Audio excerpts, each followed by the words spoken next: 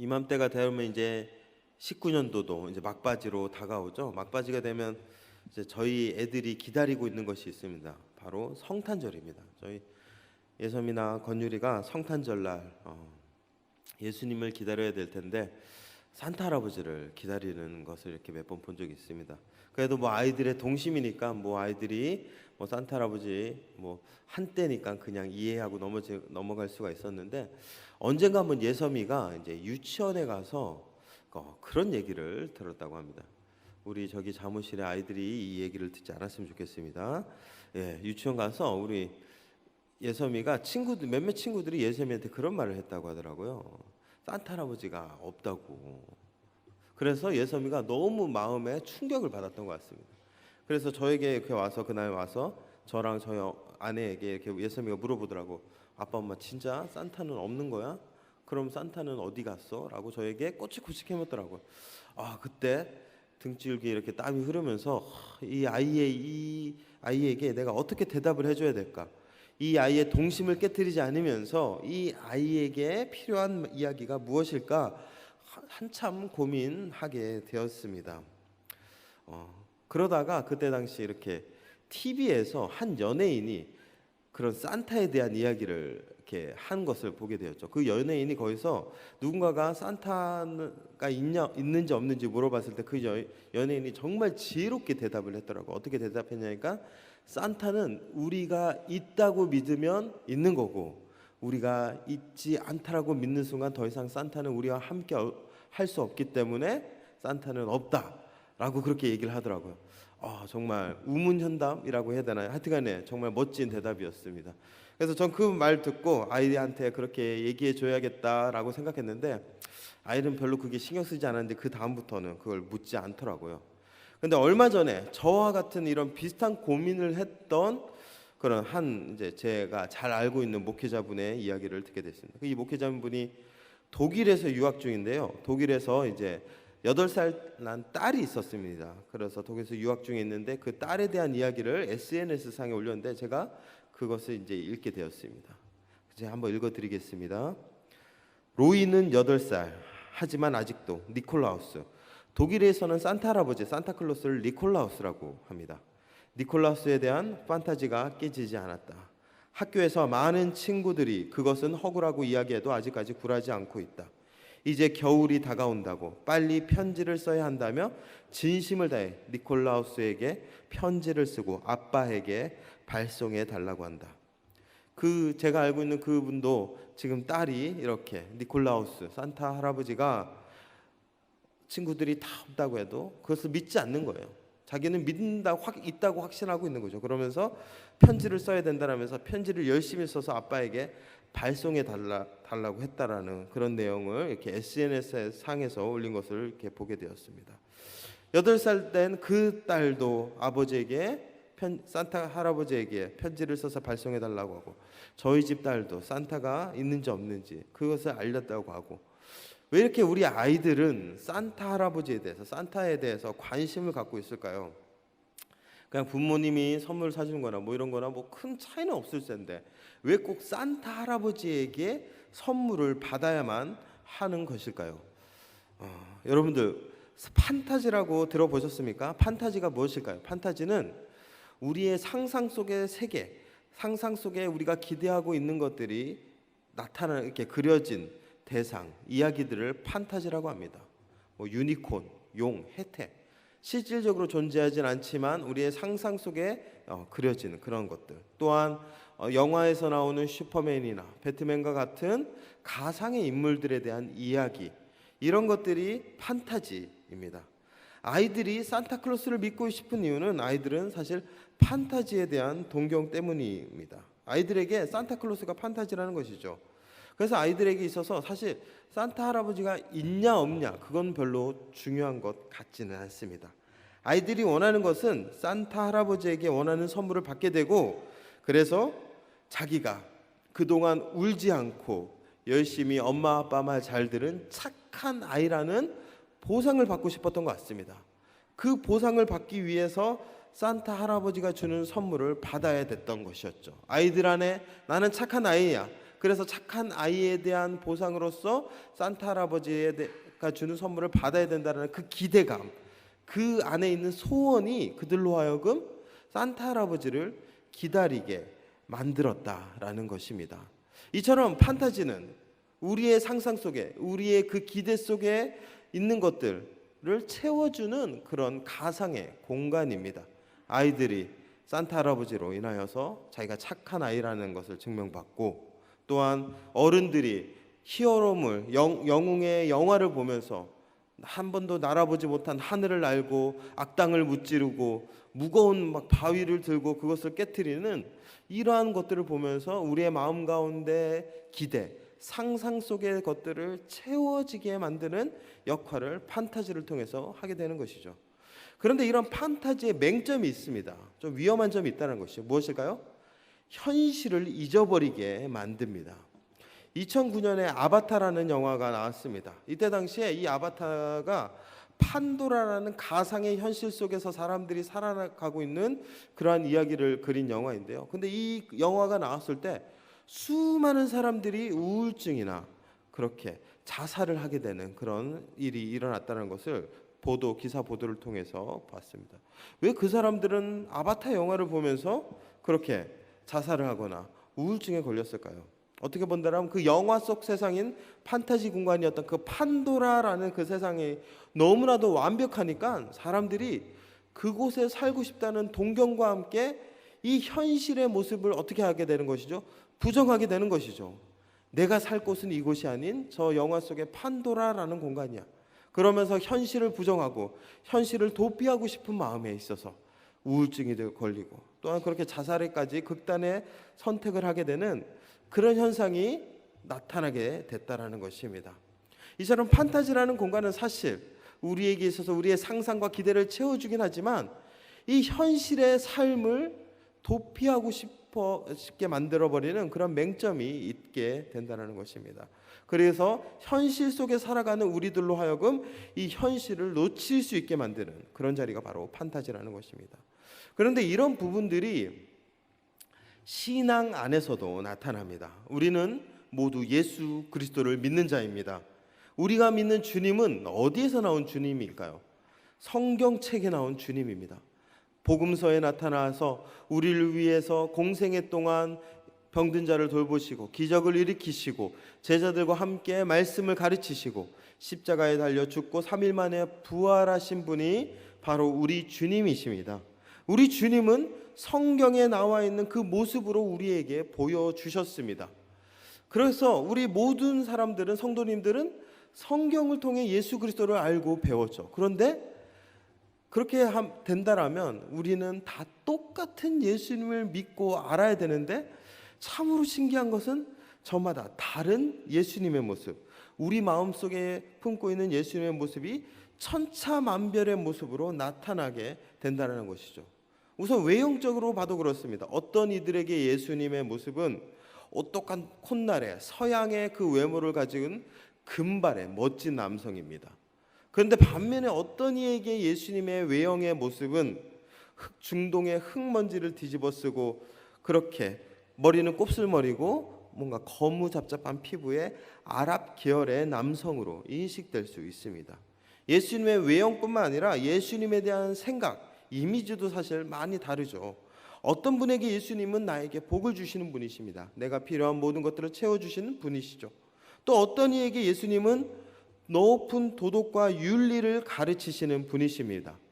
또 어떤 이들에게 예수님은 허물없이 다가갈 수 있는 친구와 같은 존재고, 또 어떤 이들에게 예수님은 함부로 다가갈 수 없는 위대한 왕, 나의 심판자로 예수님을 대하기도 합니다. 성경에 나온 예수님의 모습은 한 분인데 우리의 마음속에 그려진 예수님의 모습이 이렇게 천차만별, 굉장히 다양하게 표현되고 있다라는 것입니다. 왜 그런 것일까요? 어떻게 본다라면 우리는 성경에 나와 있는 그 예수님의 다양한 모습을 온전히 다 받아들이는 것이 아니라 우리의 마음에 원하는 것들을 취사 선택해서 예수님을 보고 있기 때문에, 그렇게 예수님을 내 마음 가운데 그려진 예수님과 다르게 각색하고 있기 때문에 다 모든 예수님의 모습이 다르게 그려지고 있는 것은 아닌지 생각이 된다라는 것입니다. 미국 드라마에 아메리칸 갓이라는 미국 드라마가 있습니다. 그 드라마에도 그렇게 종교적인 드라마는 아닙니다. 그냥 세속적인 드라마인데 거기에서 다양한 신들이 나오는데 거기서 예수님이 수십 명, 수백 명씩 나옵니다. 그래서 왜 예수님이 이렇게 많이 나오냐고 했더니 저마다의 마음속에 그리고 있는 예수님의 모습이 다 다르기 때문에 거기에서도 어떤 예수님은 청바지를 입고 어떤 예수님은 성가대복을 입고 어떤 예수님은 선글라스 끼고 다양한 모습으로 예수님이 나타나게 된다는 것입니다. 이처럼 사람들 안에 신앙 속에서 이런 판타지가 있는 것이죠. 우리의 상상, 우리의 기대, 우리가 원하는 그 모습을 온전히 예수님의 이미지에 투영시켜서 마치 내가 원하는 주님, 내가 바라는 주님에 대한 그 판타지로서 예수님을 믿게 될 때 우리의 예수님, 나의 예수님이 옆에 있는 그 성도의 예수님과 다른 모습이 나타나는 천국에 벌어지게 될 수 있다는 것입니다. 문제는 이것이 그냥 그럴 수 있지라는 것이 아니라 문제는 이 가운데서 우리의 상상 속의 예수님과 말씀 가운데 나타난 진짜 예수님의 모습이 너무 다르다는 데 있습니다. 결국 이 땅 가운데 우리를 위해 오신 하나님의 아들 예수 그리스도는 온데간데 없이 사라지고 내가 믿고 싶고 내가 믿기 편한 주님의 모습으로만 추종하며 바라보며 살아가게 될 수 있게 된다는 것입니다. 어떻게 보면 신앙의 위기는 여기에서 오는 것이 아닐까요? 그리고 이것이 점차 심해질 때 나중에 우리가 주님 앞에 서는 날 우리는 열심히 주여 주여 외쳤지만 주님은 우리를 모른다고 한다면 과연 이 문제가 그냥 넘어갈 만한 그런 어떤 사소한 문제가 되지는 않을 것입니다. 이처럼 신앙의 판타지도 그냥 나의 기대로 만들어낸 어떤 신앙의 그림 같지만 결국엔 성경 말씀에 나오는 온전한 예수님의 모습을 놓치고 살아가게 만드는 위험성이 내포되어 있다는 것을 우리는 말씀을 통해서 다시 한번 깨닫게 됩니다. 그런데 이런 문제가 오늘 고린도 교회에서도 동일하게 일어나고 있습니다. 사실 고린도 교회는 굉장히 문제가 많습니다. 고린도전서 1장부터 15장까지 바울은 고린도 교회에 있었던 모든 문제를 하나하나 다 지적하면서 그들의 상황들을 바울은 권면하고 그러면 안 된다. 지금 다 이루고 있는 말씀이 고린도전서입니다. 오늘 함께 읽었던 15장 말씀도 사실 부활장으로 우리가 알려져 있는데요. 부활장이라는 그 이면에는 이 고린도 교회 안에 부활에 대한 심각한 오해가 있었다는 것을 우리는 알아야 합니다. 당시 고린도 교회에서는 몸의 부활, 우리의 몸이 부활되는 그 몸의 부활을 거부하는 성도님들이 있었습니다. 또 어떤 이들은 그리스도의 재림이 그들 속에 임재해 있으므로 더 이상 부활이 필요 없다고 주장하기까지 했습니다. 그들은 분명히 그때 당시 초대교회 사도들을 통해서 아니 수많은 증언자들을 통해서 부활의 증언을 받았음에도 불구하고 몸의 부활을 거부하거나 더 이상 부활이 필요 없다라고 생각하는 그런 사람들이 나타나게 되는 것이죠. 왜 그런 것일까요? 왜냐하면 그들은 자신이 원하는 부활, 자신이 믿고 싶은 부활만 취사 선택했기 때문에 그렇습니다. 고린도 교회 안에 다양한 문제가 있었다고 했는데요. 그 수많은 문제 중에 하나는 무분별한 영적 그런 은사, 성령의 은사를 이렇게 남발하는 그런 문제입니다. 이들은 성령의 은사에 너무 심취한 나머지 그 성령의 영의 세계에만 깊이 빠져들어서 그렇게 그것이 마치 신앙의 전부인 것처럼 살아갔던 그런 문제가 일어나게 되었습니다. 이런 사람들을 영적인 열광주의자라고 그렇게 표현하고 있는데요. 이런 열광주의자들이 그렇게 영의 세계에만 너무 깊이 빠져 있으니까 몸을 부정하는 것입니다. 영이 중요하고 예수님께서 이 땅에 몸으로 오셨고 그 몸으로 죽으시고 몸으로 다시 살아나셨다라는 그 사실을 이들은 거부했던 것이었죠. 그렇기 때문에 이들은 자신이 원하는 그 영의 세계에만 심취한 나머지 믿고 싶은 영의 부활, 정신적 부활만 강조하게 되었던 것입니다. 그래서 몸의 부활을 거부했던 것이죠. 바울은 고린도전서 15장에서 이들의 이 잘못된 부활의 판타지를 다 깨트리기 위해서 그들을 권면하고 있는 말씀입니다. 그렇기 때문에 15장 1절부터 계속된 말씀은 그들에 있어서의 그 부활에 대한 잘못된 생각이나 사상이나 이미지를 하나하나 지금 교정하고 있는 말씀이 나타나고 있습니다. 먼저 3절부터 15장 3절에서 바울은 이런 고백을 하고 있죠. 내가 받은 것을 먼저 너희에게 전하였노니 이는 성경대로 그리스도께서 우리를 죄를 위하여 죽으시고라고 말씀하고 있습니다. 부활은 단순히 어떤 정신적인 부활이 아니라 성경에 증언된 사건이다. 그리고 이 성경의 예언대로 예수님께서 이 땅에 오셔서 우리를 위해 우리의 죄를 위해 죽으시고 다시 살아나신 역사적 사건이자 사실임을 바울은 천명하고 있습니다. 그리고 3절에서 8절까지 이 부활을 그냥 예수님 혼자 그 부활의 사건을 몸소 감당하신 것이 아니라 그 부활의 사건을 목격한 수많은 증언자들이 있다라는 것을 바울은 계속 이야기하고 있는 것이죠. 그래서 12제자와 500여 형제와 만삭되어 나지 못한 자신에게도 예수님께서 부활하셔서 나타나셨다는 사실을 그대로 증언하고 있습니다. 바울이 이 이야기를 고린도전서 15장에서 하는 이유는 다름 아닌 그들 안에 잘못된 부활에 대한 이미지, 부활에 대한 생각을 바로잡기 위해서라는 것입니다. 부활이 어떤 영적인 체험, 아니면 정신적인 부활, 아니면 우리의 삶 가운데 우리에게 도움이 되는 어떤 윤리적 가치나 덕목이 아니라는 것입니다. 부활은 하나님의 아들 예수 그리스도께서 직접 이 땅에 오셔서 몸으로 직접 죽으시고 다시 살아나신 역사적 사건이며, 그리고 그것을 수많은 이들이 눈으로 목격하여 그것을 사실로 고백하고 있는 우리의 신앙의 온전한 근거가 바로 부활이다라는 것을 바울은 이야기하고 있습니다. 그래서 고린도 교회에 이 부활을 믿어야지만 진정한 부활을 믿는 것이다라는 것을 고린도 교회에 이야기하고 있는 것이죠. 이것은 사실 고린도 교회뿐만 아니라 부활 신앙을 믿는 우리의 삶 가운데 있어서도 굉장히 중요한 권면입니다. 왜 그러냐면은 사실 내가 무엇을 믿고 있느냐에 따라서 우리가 경험하는 것이 천차만별이기 때문에 그렇습니다. 내가 주님을 그냥 단순히 좋은 분, 나의 필요를 채워주시는 분으로만 알고 있으면 우리가 경험하는 것은 그냥 나의 필요를 채워주시는 것, 그 이상도 그 이하도 아닐 것입니다. 부활도 마찬가지죠. 단순히 부활을 정신적인 부활, 어떤 도덕적 가치로 여긴다라면 우리는 그냥 교회를 다니면서 신앙생활하는 것이 어떤 윤리적인 행동으로서만 살아가는 것이 전부가 되고 말 것입니다.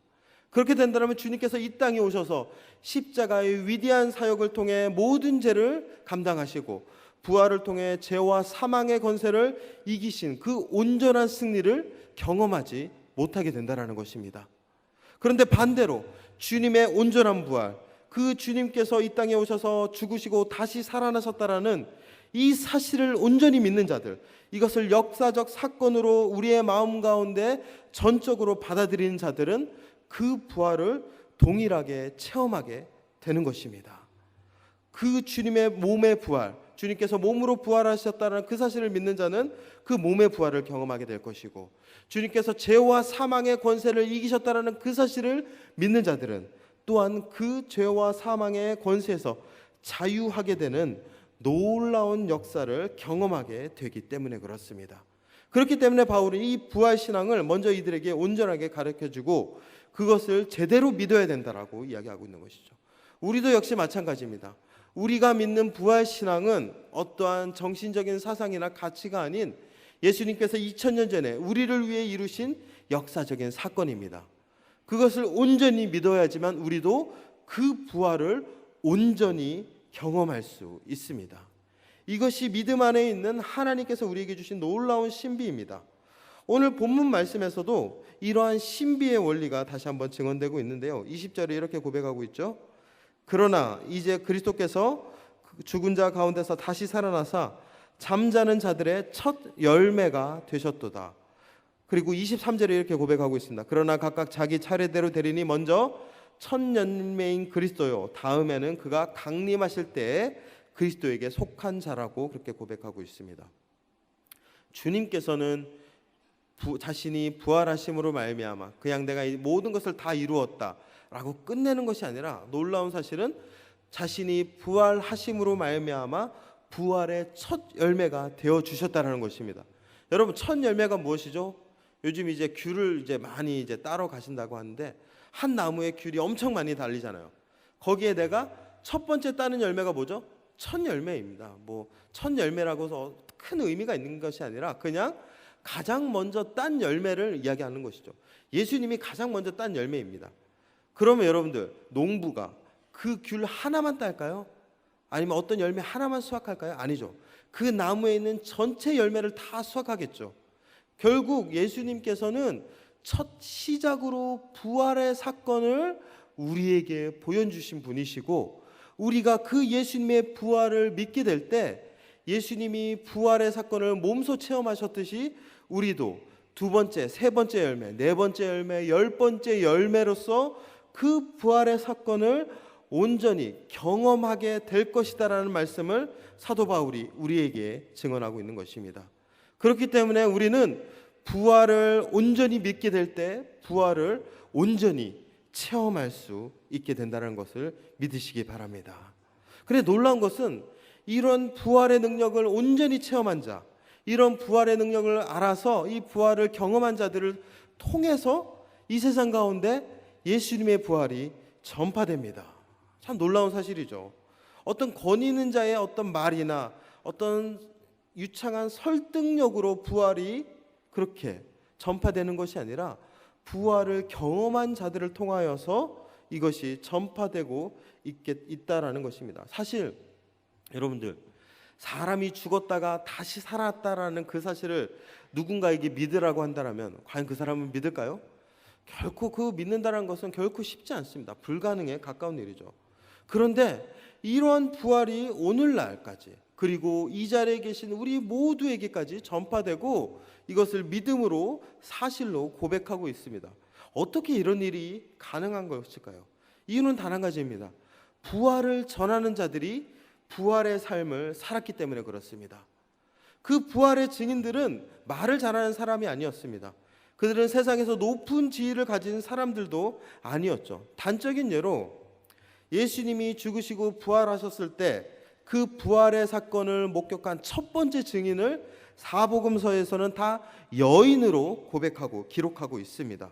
근데 이 여인들은 어떤 사람들이었죠? 당시 가장 사회적으로 낮은 위치에 속한 하층민이었습니다. 이들은 머리에 수건을 쓰고 얼굴을 가려야 되는, 그렇게 자기 자신을 드러내는 것도 터부시 됐던 그런 사회 속에서 살아갔던 억압의 그런 사람들이었던 것이었죠. 이러한 가장 낮은 위치에 있는 여인들이 예수님의 부활의 첫 증인이 되었다라는 것입니다. 그런데 참 놀라운 것은 이러한 아무도 이들의 이야기를 들어주지 않는 이러한 하층민의 증언이 지금 사람들의 마음을 울리고 그들의 삶을 변화시켜 많은 사람들을 부활의 그 놀라운 사건을 믿음으로 고백하게 만들었고, 그리고 그것이 지금까지 흘러가게 만들었다는 것입니다. 어떻게 그 여인들의 증언들이 그것이 시작이 되어서 많은 사람들에게 그것이 이렇게 흘러가게 되었을까요? 그 이유는 단 한 가지입니다. 여인들이 이 부활의 삶을 살았기 때문에 그렇습니다.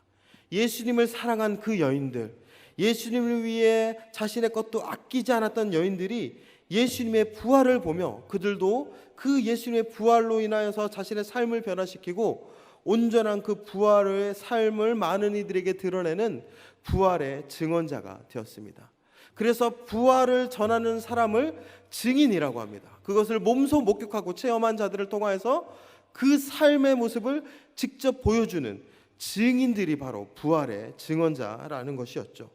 놀라운 것은 이런 이들을 통하여서 부활이 오늘날까지 우리들에게 전파되고 있었던 것입니다. 그럼 그들은 어떤 부활의 삶을 살았을까요? 오늘 사도 바울은 이 부활의 능력 가운데, 부활을 통해서 예수님이 이 땅 가운데 이루신 일들 가운데 중요한 한 가지를 소개하고 있는데요. 25절, 26절 이렇게 고백하고 있습니다. 그가 모든 원수를 그 발 아래에 둘 때까지 반드시 왕 노릇 하시리니 맨 나중에 멸망받을 원수는 사망이니라.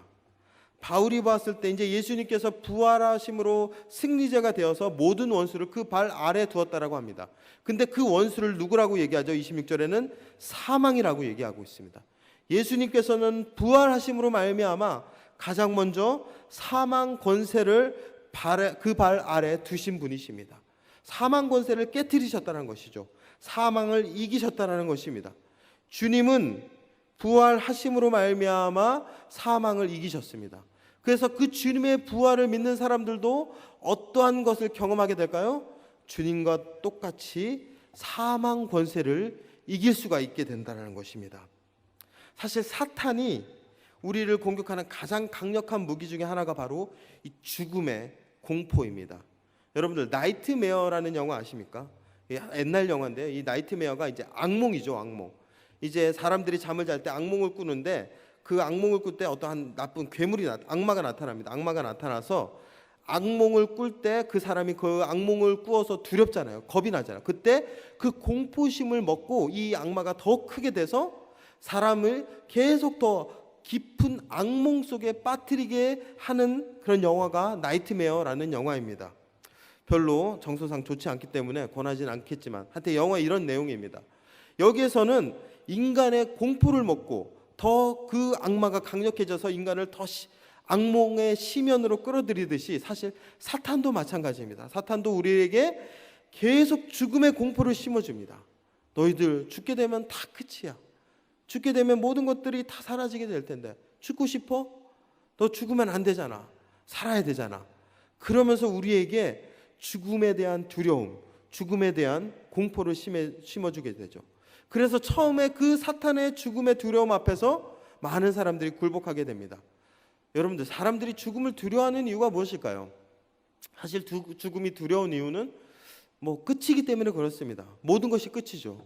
사랑하는 사람과의 삶도 끝이고 내가 이때까지 열심히 이루어놓은 그 수많은 삶의 어적도 다 끝이 나고 모든 것이 단절되기 때문에 죽음은 두렵습니다. 그리고 죽음이 두려운 이유는 잊혀지게 되니까 두렵습니다. 사람들은 죽게 됨으로 말미암아 잊혀집니다. 수많은 사람들이 죽음으로 말미암아 잊혀지게 되었습니다. 여러분들, 잊혀지는 것이 왜 두려울까 생각하겠지만 여러분들, 왕따가 사회적 문제인지 아시죠? 이 왕따는 사실 오늘날 학교, 물론 학창 청소년 아이들뿐만 아니라 직장을 다니는 직장인들에게도 정말 심각한 문제입니다. 그런데 이 왕따가 정말 사람들을 괴롭히고 극도의 정신적인 스트레스를 안겨다 주는데요. 왜 그렇죠? 왕따는 그냥 옆에 있는 사람을 괴롭히는 차원이 아닌 그 사람을 없는 사람처럼 무시합니다.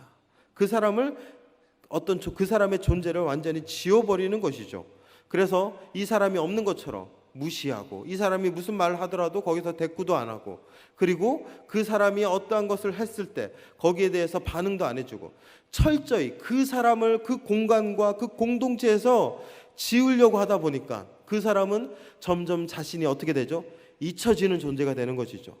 그 잊혀지는 존재의 그 두려움, 그 공포 속에서 사람들은 스트레스를 받고 거기에서 극도의 그런 극단의 선택을 하게 되는 경우도 나타납니다.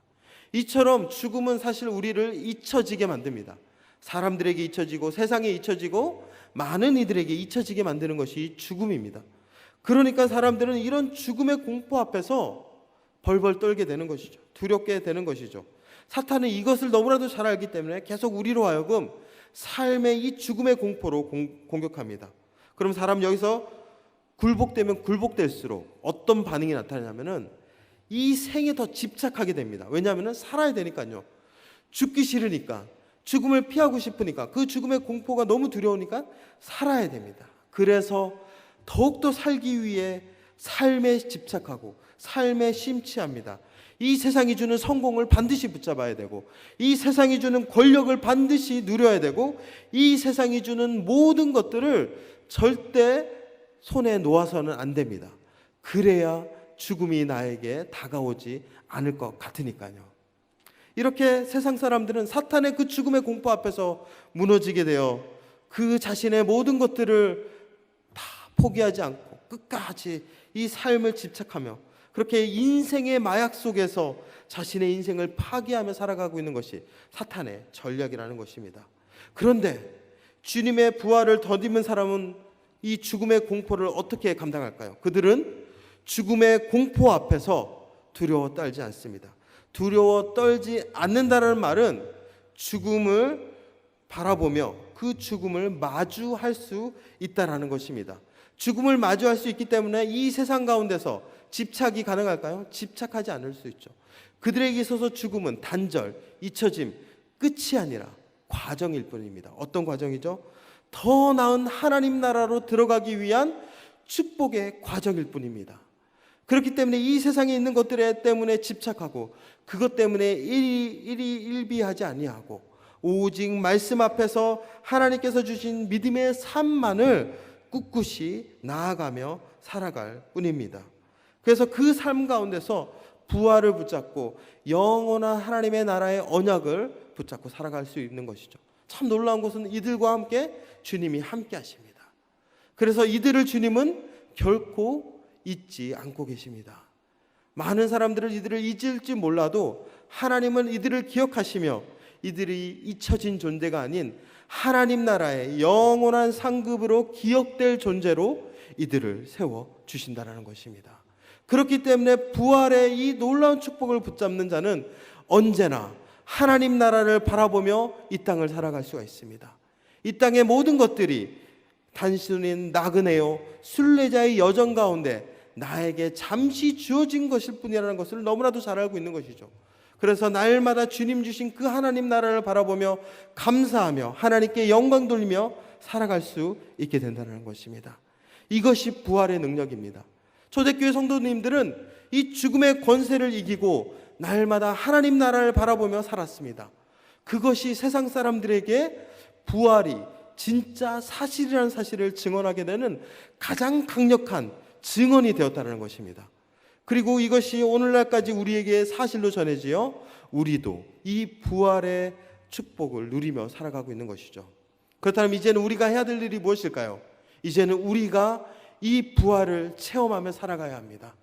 이제는 우리가 초대교회 사람들이 죽음 사망 권세를 이기고 날마다 하나님 나라를 바라보며 승리하며 이 세상의 모든 것들을 집착하지 않고 하나님께 영광 돌리며 살았듯이 우리도 이러한 삶을 살아야 될 줄 믿습니다. 이 삶 속에서 하나님이 우리를 축복하실 것입니다. 사실 부활절은 정말 중요한 절기입니다. 사실 1년 가운데 기독교의 절기 중에서 가장 중요한 절기, 중요한 가치가 무엇이라고 한다면 아마 모두가 부활절, 부활이라고 이렇게 아시겠죠. 그런데 좀 안타까운 일은 이 중요한 부활에 대한 메시지나 찬양이나 이런 내용들을 매일마다 하면 좋겠지만 부활절에만 좀 집중해서 하는 경우가 있습니다.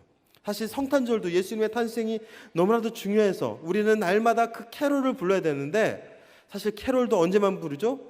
성탄절 절기 때만 부릅니다. 그렇다 보니까 진짜 중요한 것들은 1년에 한 번 정해진 시간에만 부르고 우리의 삶의 모든 매 순간마다 그런 것들을 나타나지 못하고 잊혀지고 있고 살아갈 때가 너무나도 많다라는 것이죠. 그런데 초대교회 성도님들은 절대 그러지 않았습니다. 이들은 원래 그들이 모이는 날이 안식일이 토요일이었지만 그들은 토요일날 모이지 않았습니다. 예수님께서 부활하신 그 사건을 기억하기 위해 이들은 토요일이 아닌 그 다음날 일요일, 우리가 알고 있는 이 주일에 모였습니다. 그래서 매 주일마다 예수님이 우리를 위해 죽으시고 다시 살아나셨다라는 이 사건을 그들은 언제나 증언했고 고백했고 그것을 믿음으로 붙잡았습니다. 그렇기 때문에 그들에게 있어서 부활은 매일의 삶이었습니다. 저는 우리 모든 제주영락교회 성도님들이 매일의 삶 속에 부활을 경험하길 원합니다.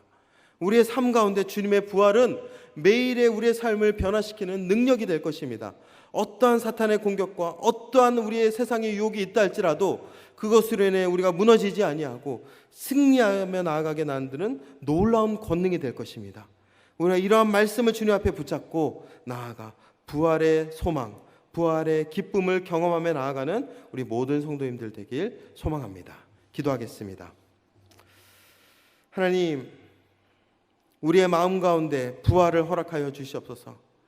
내가 이 삶의 모든 여정 가운데 지쳐서 그것에만 머무르고 그것에만 내가 집착하고 있다라면 이제 삶의 모든 것들 잠시 내려놓고 하나님께서 우리에게 주신 그 부활의 약속을 바라보며 살아가게 하여 주시옵소서. 주님의 부활이 우리를 살리실 줄 믿습니다. 주님의 부활이 죄와 사망의 권세에서 우리를 자유케 하여 주실 줄 믿습니다. 그러한 주님을 의지하며 담대히 나아갈 수 있는 모든 믿음의 권속들 될 수 있도록 주님 함께하여 주시옵소서. 감사드리며 예수 그리스도의 이름으로 기도합니다. 아멘.